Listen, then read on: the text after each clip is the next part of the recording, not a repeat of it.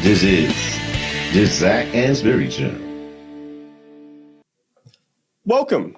Today's podcast clip comes from an interview with Julian Major from Visit Victoria. Then moving from out of the university sector completely, and so you moved to GfK, which is a global company, right? But they have their Adelaide headquarters in Melbourne.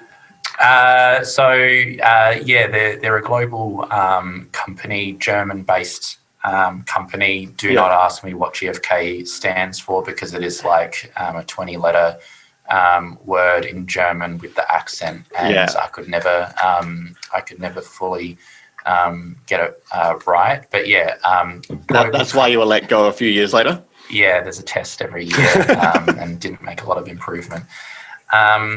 And they have their Australian offices in Melbourne and Sydney, with the main Australian office in Sydney. So it was a very small Melbourne office. I'm not even sure how long the Melbourne office would have been in place before I arrived, but would maybe have been about 8 to 10 people over the 3.5 years that I was there, whereas the Sydney office was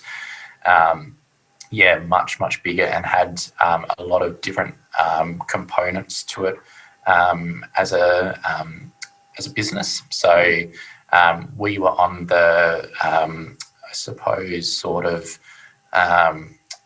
consumer research side of things, ad tracking, brand tracking, custom projects, traditional market research, whereas GfK also had another arm around point of sales tracking for consumer electronics. So they sort of, work as, an aggregator in the same way that I suppose Nielsen will do it in other categories around the world. So it was a really interesting company to join, because it's definitely a global company, but you're in a small Melbourne office, but you're also attached to an organisation that does a lot of different things in Australia. So, learnt a lot out of that.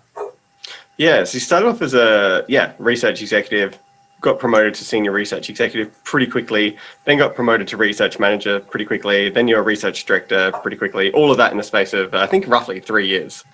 Yeah, I mean, I think what's good about being in an agency environment, and I've obviously only experienced it at a research agency, but it's probably true of ad agencies or media agencies or, digital specialist agencies.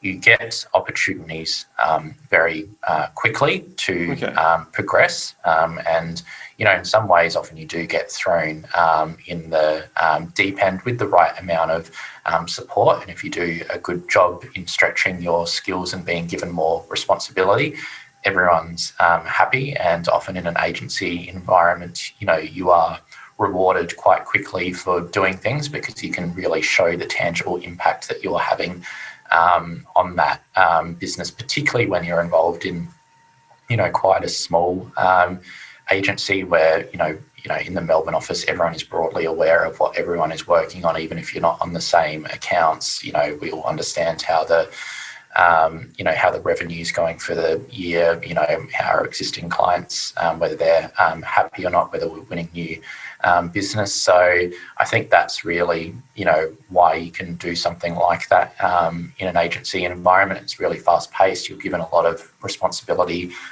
early, and if you grab that, you're sort of rewarded for it. Yeah, well, good on you for grabbing it and running with it. So, because I have not worked for an agency, right? And maybe people who are listening to this podcast are either in an academic world or haven't worked for a research agency in particular. Did you want to explain each of the roles, what they meant for you in a daily environment, how you managed to succeed so well to get to the next one, and then the new responsibilities, if that kind of makes sense? So moving from research executive, what your day would be like, responsibilities, how you obviously did very well at it, got promoted, and then just keep.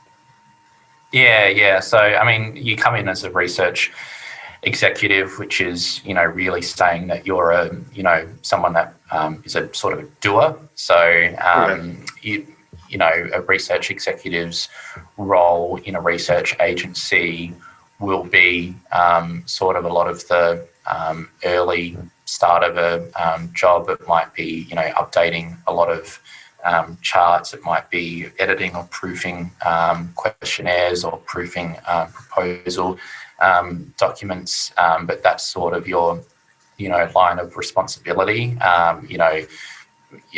Having a certain, really specific role to play in larger projects, and it's usually, those tasks like, updating, lengthy, reports or running data requests and that sort of stuff. And, I won't necessarily go through what is a senior research executive or manager and director, because it is a little bit subjective. And I suppose those terms, in a way, aren't necessarily equivalent across every research agency in the world, or, certain things. Director can often mean quite a different thing in ad agency world than it means in, certain research agencies. Terminology of job titles is in a little bit of a messy space at the moment. Maybe 40 years ago it was a little bit simpler, but basically you get given more responsibility over time. So as a research executive, you might not even be invited along to client presentations, or you might be invited along just because you've run a lot of data. And so if there's a tricky question that the account lead doesn't know the answer to, they can sort of throw to you, but you're sort of just there to observe or support if really needed. Whereas, a senior research executive might play a bigger role with report writing. They might also be brought along to more presentations where they're given, opportunities to speak. The move to a manager, I would say, is quite significant, because often that means you're charged with sort of the end-to-end delivery of a project. And so you need to make sure that runs smoothly. You need to, I suppose, work with executives who are charting the report, make sure that it's all going well from like a real project management perspective. And, when you're at that sort of level, often you're taking the lead with, talking to clients, picking up the phone, answering their questions, going to presentations, that sort of thing. Mm-hmm. Then when you get to sort of director level, you play a bigger role in new business development, basically. And that's where I sort of got to my final stage at GfK, and I thought I had run my course really at a research agency environment. Yeah, I mean, it sounds like you made the most of it, where you had increasing levels of responsibility, and then the tasks obviously changed. And I think that probably meant it was more stimulating for you, and I think growing. Would hate to work at a place where you stopped growing and developing. So this place is very challenging every day. As you can imagine. And I what I loved about that role, particularly in that sort of manager type level, is being in those interesting conversations directly with the client, hearing the challenges that they have, hearing why they want to use that research, again answering some really tricky questions that they may have. I like that intellectual challenge, and I think people in research roles are so lucky to have that as a job, where it's about learning and answering questions every day, and it's not monotonous. Whereas you can only be a research executive and update a lot of charts so many times. Yeah. Oh, do you remember any particular curly questions that you got thrown, and one that you had maybe an awesome answer for, or one that you were just like, I'd probably don't have to name clients, obviously. No, I'd probably have I think sometimes there are just questions that are so big that a research agency can't necessarily answer them. And I think that's also a skill to say, to know when to try and attempt to answer a question versus when to say, what, I don't know, or this is, too big of a question, or what you're asking is something that the advertising industry has been struggling with for decades, and I'm, not going to get into that. So I think that's a skill as well. I think, that's always a a quote that I remember from the Institute as well. It was like one of those rules. I think it's from the Institute. It was like, don't argue back unless you really know what the answer is or you know what you're talking about. And I think, so I can't remember a specific one that really stumped me, but I remember there are times when, you know, when you're getting questions on the spot, that's what you're thinking of, you know, do I try and get an answer? Do I argue back if they're really challenging me, or do you say, you know what, I don't know, because sometimes that's the right answer. I think that's a huge point. Yeah, you're thinking of the 13 golden rules of presenting. Yes. Yeah, I just gave that to a bunch of, about 10, the new summer vacation, we're calling them scientists now, summer vacation scientists. Yeah. So gave them to them. They have to give 5 presentations over the course of 6 weeks. And so, we gave them that. So it's really interesting that, you know, 8 years later, they still stick with you. I'm going to tell them that. That one I definitely remember. I'm not sure, is the don't start with an apology one of those, or is that That's the first one. Yeah, there you go. Yeah. I feel sometimes you do have to. So if you're really late to a meeting and feel like, and, you know, you're taking the piss with how late you are and, you know, but you got to do it quickly. You got to say, all right, sorry, I'm like, bang, cut into it. Straight into it. Yeah. Otherwise, I think that's a bad habit that people have in general, apologising for things. Yeah, Australians are too polite sometimes, I think. Yeah. You're probably only more polited by the Canadians. Yeah. Well, that's their, I don't know how you would like, cliche. Yeah. I mean, we say sorry when we're not sorry. We just say it as a thing to say. It's just become part of our things that we do. It's a full stop now. Yeah. It's really kind of cool. So, I ran into someone who used to work with you. She was a big fan. She works at Mars now. Yeah, Sam Hogan. No, Sam, but she was, I think, probably slightly older than Sam, and brunette. Mars. Why am I blanking on her? I've only met her once. So I'm sure it'll come to you.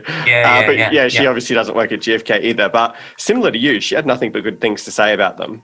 I think what's really interesting is GFK picked up, I think after you, they picked up one. Yes. They picked up John and Taylor at some point as well, right? Just Taylor, not John. Oh, okay. Yeah. Was that just the 3 or? That was the 3. So Taylor ruined it for everyone else afterwards. I left slightly after Taylor arrives, actually. And I don't think they've made any Ehrenberg Bass hires since. But, it's interesting. Ehrenberg Bass has such a high profile. Okay. I think when I came into GFK and interviewed, they probably saw it as a positive. We're hearing all about this Ehrenberg Bass stuff, and maybe a couple of clients have mentioned it, and they see it as positive to bring someone with a different lens of thinking. And I think in general, the institute just creates really good researchers. It attracts people with a certain work ethic and willingness to learn. So one was great to work with at GFK when we were both there. And briefly at GFK, the CEO of the Australian office was an Ehrenberg Bass. I'm not even sure if it was called Ehrenberg Bass then, but an alumni as well. Right. So Catherine Eddy was quite a long time ago attached to UniSA and the Institute. So it was great to, learn a couple of things from her as well. Yeah, it was Marketing Science Centre before that. Hence the marketingscience.info website, hence the marketing science titles. It all flows. I like to take credit. I created the Summer Vacation Scientist title, but I like to take credit for creating SMS as well, like Senior Marketing Scientist. Right. It was Senior Research Associate, then it was Senior Marketing Researcher. There was about 6 months where it changed a couple of times, and I'm like, everything needs to be tied into marketing science because we're marketingscience.info, and it stuck. I mean, job titles are important. They should reflect what you do and how you want to be perceived. So that's a good idea. Oh, I like to take credit for it. Someone else will probably argue that they made it up, but who knows? Well, Hey guys, it's Zac Anesbury here with just a couple of quick reminders. If you've enjoyed today's podcast, then make sure you subscribe so you never miss an episode. There are plenty more interviews to come with some of the world's leading marketing academics and practitioners. You do not want to miss these. In the meantime, if you're looking for another way to connect, then follow me on Twitter at Zac Anesbury. That is ZACANESBURY for my take on the marketing issues of the day.